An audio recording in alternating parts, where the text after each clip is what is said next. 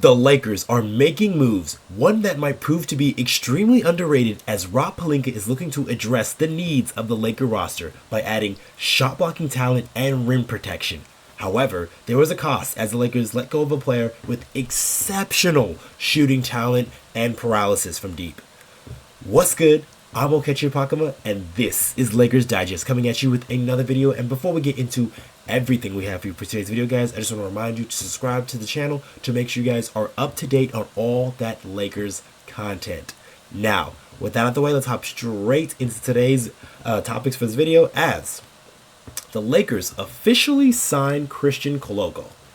So, if you guys are with us with our previous Christian Koloko video, it wasn't official that he made the signing, but now it is, as the Lakers have submitted a press release, and this is what they said in total, as the Lakers signed Christian Koloko to a two-way, and their two-way forward Blake Hinson was waived, and the Los Angeles Lakers have signed center Christian Koloko to a two-way contract. In a related move, the team waived two-way forward Blake Hinson. Koloko, 7'2", last suited up for the Toronto Raptors during the 2022-23 season, appearing in 58 games and 19 starts, averaging 3.1 points, 2.9 rebounds, 1 point blocks per game in 13.8 minutes. Selected 33rd overall in the second round in the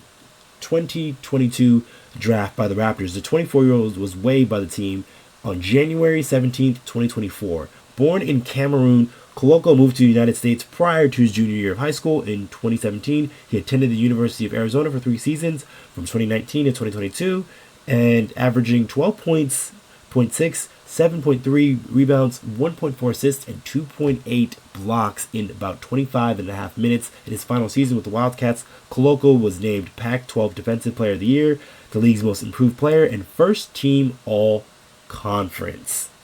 So, that was the press release from the Lakers, as they have officially signed Christian Koloko, and this is huge for the Lakers, as I think this is a need and an area where the Lakers have kind of been struggling mightily for the past couple of seasons, having just a big presence out there, a guy who can be a shot blocker, a rim protector, especially in those moments where, say, if Anthony Davis isn't available and you need some spot minutes from another center, and a guy who can hold up that frame of your defense, not in the same realm as Anthony Davis, but still holds up that structure. Because when Anthony Davis was out in those games, the Lakers really had no shot of winning because their defense was catered to Anthony Davis's strengths. So adding a Christian Koloko, albeit he is not as good as AD, he still has some very good shot blocking paralysis and some very good technical skills that can really help him and the Los Angeles Lakers especially become a better defensive squad. And Shams Charania actually added a little bit more after the Koloko signing, because he was the one who initially broke the story, as he said that the Lakers agreed, the Lakers and 7-footer center Christian Koloko have agreed on a deal. Agent Calvin Andrews of Clutch Sports says Koloko is expected to have an opportunity for a role in the Lakers frontcourt after he received clearance from the league's fitness panel. So that's a big note there, because we are well aware of Clutch Sports and their influence with the Lakers and some of their Laker players for the past couple of seasons, due in large part to LeBron James, as he being one of the biggest Clutch clients, along with Anthony Davis as well. So Koloko being added into the fray is probably more of a Clutch doing their workings for their players, but also for a chance gives the Lakers another opportunity to get a shot blocker and rim protector. And I just want to show you guys something about Christian. So here's a clip about him and why I think Lakers fans should be excited about his defensive potential. And this is him in a game a couple of seasons ago when the Lakers still had Westbrook on the squad, but there is Koloko there at the top, and then watch him switch out here to a guard, Max Christie, as he's defending him, and watch him mirror him. That is very good defensive technique right there, very solid, keeps his hands wide so he doesn't foul anybody, and then forces a turnover. And then here's another possession here where he is switched onto Dennis Schroeder, who is a much quicker guard, but he is smart enough to use his length, give him some space, because Dennis Schroeder has a pretty slow load to his jumper and then blocks his shot. So you can see right then and there that Christian Koloko has some of that defensive admin that the Lakers will dearly need, especially if in those times where Anthony Davis is not on the floor with them. So that's why I'm kind of excited for the Lakers to bring in a guy like Koloko, because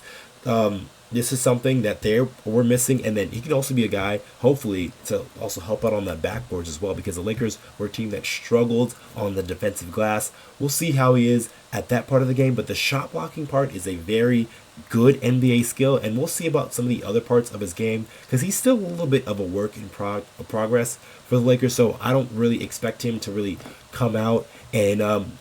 steal some backup center minutes from guys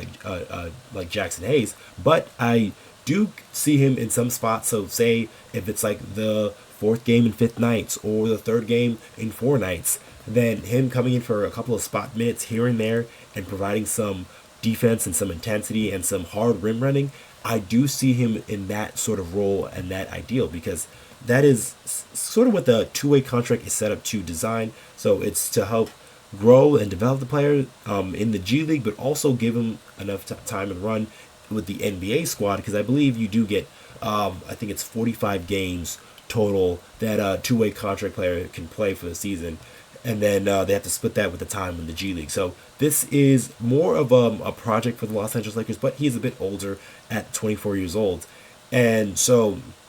the Lakers are hoping that he can be a guy that can show that defensive prowess, and then if he's able to shore up some things on the offensive end, then you can possibly see him get some backup center minutes and possibly it'd be a good addition for the Lakers. But with this happening, I also have to get to the other part of this story, as the Lakers waive Blake Hinson. So for those of you who are aware, Blake Hinson was one of the guys that the Lakers picked up as their two-way, and he had a actually very good summer league for the Lakers, as he proved to be one of their best shooters on the team, and he was a very viable threat, and it was a very potent NBA skill that he had. He is a bit of an interesting case, as he is one of those few 6-year college players, one of those weird code rules, but he still was a standout at Pitt in the SEC, which is a pretty big conference over there. And then so he was able to do things over there, average about 18 points per game for them, and then he came with over to Los Angeles Lakers in that summer league and played extremely well and had a lot of people pretty excited for his growth and development there. But here is more about what was said about Blake Hinson being waived, and this is from Mike Scudo from Hoops Hype, saying that the Lakers are waiving two-way guard Blake Hinson. Sources tell Hoops Hype Hinson averaged about 18.5 points and shot about 42.1% from 3 range at Pitt, and the 6'8" shooting guard intrigued many teams following the draft, and he's expected to draw interest in free agency. So some people would probably be upset with the Lakers dropping a shooter, and this is something that the Lakers have kind of needed for these all these years that they had LeBron James and Anthony Davis on their team, having shooting around him. So dropping a shooter like Blake Hinson, many has people wondering, oh, why not some of the other guys that you would drop to sign Christian Koloko? So maybe a Colin Castleton, but it seems like the Lakers believe in him enough, and he also has some unique skill set that isn't really found in players his type of mold, because he is a 7-foot offensive hub who can facilitate and pass. So I say a little bit of a poor man's Mason's Plumlee, but a lot taller, so he can be a viable shot blocker as well. So I think that's a little bit why the Lakers wanted to keep him. And then the other two-way guy they had, the Frenchman, Armel Tomel, he was a guy who hasn't really defined all of his skills just yet. But the thing about him that the Lakers really like about him is his high intensity and his high motor. And this guy really gets after it on the defensive end. I remember him in the Summer League just guarding any and everybody that he could, from 5s all the way down to 1s. So, and he's very comfortable guarding anybody out there on the floor. Yes, his offensive game needs some work, but some of those defensive skills that he has are very hard to teach and replicate, especially with a player of his size. So I can see why the Lakers sort of tilted to Blake Hinson. While that shooting is very valuable, especially in today's NBA and the way how people are taking threes, Blake Hinson really didn't have any other skills besides that. He wasn't really a guy who was a high value rebounder, and he wasn't really a facilitator as well, or a defender, and that right, at least at the NBA level. So I think that's why the Lakers went the other route and tried to go with more shot blocking and bigs and defensive potential rather than shooting, because they do have a good amount of shooting actually on the roster if we look at it, with D'Angelo Russell, who is now the all-time leader in threes for the Lakers. You got Austin Reaves, Rui Hachimura, who shot great last season, LeBron James, who was 41% from three last season, Dalton Connect, who you just drafted, and then Max Christie, who another guy who you're expecting to do good things, and also Gabe Vincent as well. So those are some guys you expect to be able to knock down shots. So when you have a guy like Blake Hinson who doesn't really have any other skills, and so say if his shooting wasn't there, because shooting is a fleeting skill, it's something that isn't always there every game. What else does he add to the game? Guys like Koloko, Armel Tomel, and Colin Castleton all add something else other to the game besides shooting. And I think that's where the Lakers sort of look to Blake Hinson as the odd man out. Well, that guy is probably going to be able to get himself another contract because of his high volume shooting and how well he does it, but just not for this Lakers squad, as it's looking like they're trying to tilt some of their two-way guys to more those defensive-minded, high-motor type guys, and then along with Colin Castleton, who's a person who they're really intrigued and hoping that he can come to turn into something this season. But that's probably going to be it for this video, guys. Make sure you guys are subscribed to the channel. There is about 80% of you guys who are not yet subscribed to the channel. If you guys want more of that Laker news and content and everything Los Angeles Lakers, especially with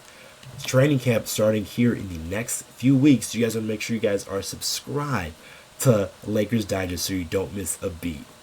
I have been your host, Okechi Apakama, and I'll catch you guys on the next one.